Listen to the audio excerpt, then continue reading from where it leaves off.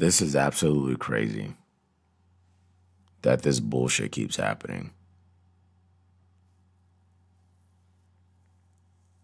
Anyway,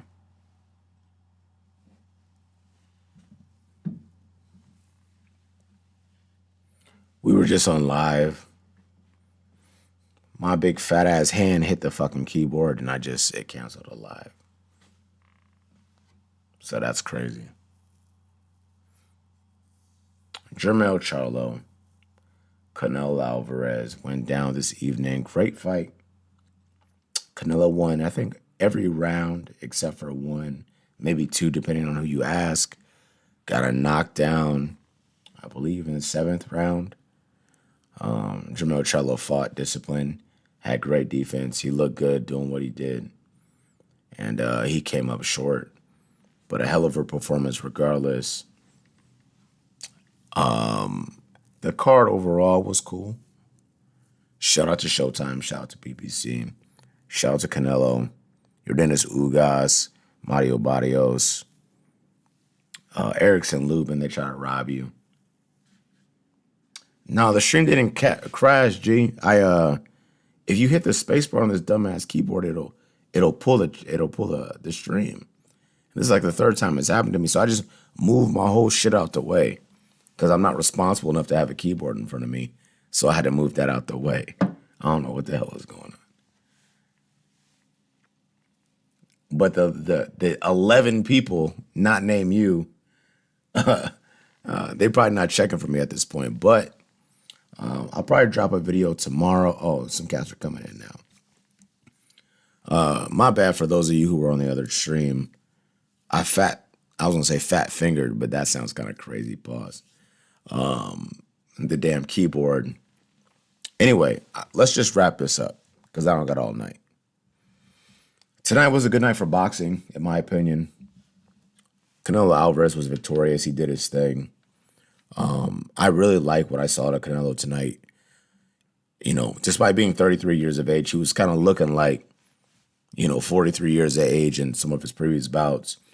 He saw Charlo as a legitimate challenge to his crown. He fought that way. Eddie Reynoso prepared him that way. And they showed up together, exercised, and executed with patience. And they did their thing. Charlo, Derek James, came into a division they had not operated in, 154 to 168. And Charlo really fixed a lot of flaws that he had that led me to believe that he would get stopped. My prediction for this bout was Charlo would get stopped by Canelo mid-rounds to late. Charlo did get dropped in the seventh with a beautiful overhand shot on a footwork adjustment by Canelo, which was nice to see, but survived and then fought well in that round. Charlo going down to 54 or 60 will continue to be a champion in the sport of boxing because he showed that he can punch with power, be durable, be tough, and be good. Yordenis Ugas versus Mario Barrios. Shout out to my man Ugas coming off 17-month layoff, getting his eye caved in by Errol Spence Jr. That's never a good thing, but 38 years of age, he looked a little behind the eight, but he hurt Barrios with some shots. Barrios was just... Oh, I got you in just a second. I got you, LJ. Barrios was a little more active, had a sharper jab, and he earned a victory. He knocked down Ugas twice, and he looked good doing it. Erickson Lubin versus Jesus Ramos. Showtime, you guys are fucked up for what you did on your commentary call for Jesus Ramos, Erickson Lubin. Y'all wanted him to win that bad.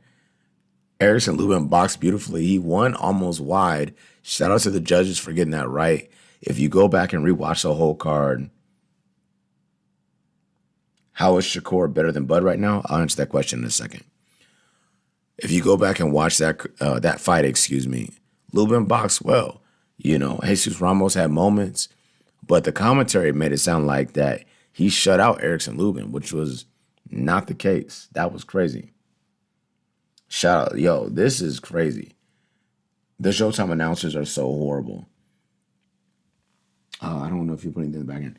choose any other broadcast. And typically, I will put the fights on, and I'll have like music or something playing in the background. I'll be cooking and shit like that. But I listen to that commentary, and if Jesus Ramos took a step forward without throwing a punch, I'd be like, this is the most dominant fighter of all time. Excuse me, that shit is crazy. Now, LJ, I want to address you first. Thoughts on Bud Charlo at 54 now? Very, very different, and that's a good question. I was fairly convinced that Bud going to 54 would be too skilled. He'd have too many complexities to his game for Charlo.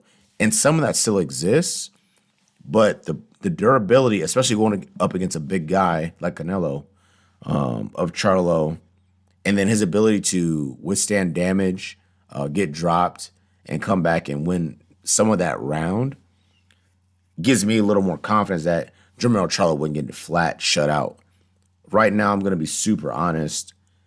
I think for me, it's hard to pick against Bud Crawford. I think that the punching power at 54 and 60 for Jermell is definitely something that Crawford would have to contend with. Like, he's not, he got to deal with power, punchers, and motherfuckers who's real out here.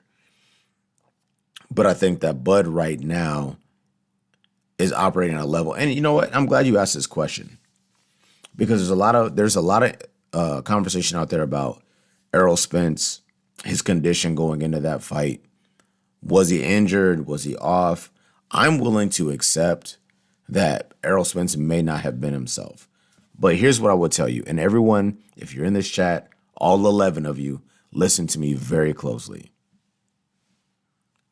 Bud Crawford, in the first round of the Errol Spence fight, he threw a jab that didn't even land on Errol. It actually wasn't even close. But the sharpness of the jab, how he delivered it, how he recoiled the jab, how he repositioned himself, no bullshit. I said to myself, oh my God. I picked Errol to win the fight. I seen that one jab that didn't even hit Errol from Bud. I said, no, this is not it. This is not going to be a thing that works out.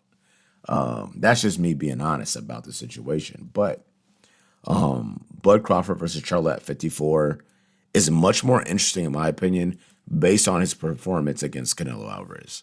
Straight like that. There was another really good question. Princeton Swain. Shout out to you.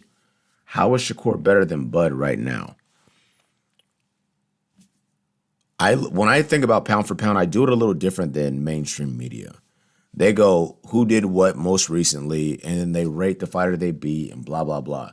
When I think about pound for pound, I think about the application of the sport of boxing in its purest form. Bud Crawford is an absolute animal. He does his thing. He's at the top of the mountain right now, blah, blah, blah, whatever. If you watch guys who completely and utterly nullify offense, have supreme defense, and then utilize their offense in a way that's unfair, there's not a fighter better than Shakur. There just isn't. Not even Bud, and I think Bud would even admit that. Straight like that. Bud has many interviews where he says no one could beat Shakur with the exception of Tank Davis. And I think Shakur beats Tank Davis. And I think they both beat Devin Haney. The application of the sport, hit and not get hit, look flashy and spectacular. Yeah, I think that Shakur Stevenson is the best fighter pound for pound. Now, unfortunately for him, he's on a top-ranked network that's fucking garbage. Because look at Bud Crawford. He dipped out and got everything he wanted. Floyd Mayweather left Top Rank and Bob Arum and became the most exciting, entertaining boxer in the history of the sport. Whether you talk about the application of the sport or the business side of the sport. They did this after they left Top Rank. Now you have Shakur Stevenson signing and re-signing and fighting on Thursdays and Saturday at 2 p.m. and all this questionable shit against guys that nobody knows. But I see how he gets down. He's one of the best in the business, if not the best in the business. I hope I was able to answer that question. Going back to this evening, the two questions are this. I think For Jermell Charlo, what we examine is easier. He goes back down to 54. Who knows what happens between Bud and Errol if they fight again. You got Tim Tszyu fighting Brian Mendoza, which is a crazy-ass fight. Mendoza been knocking everybody out, looking crazy. He knocked out Fundora bad. So you have that lined up at 54.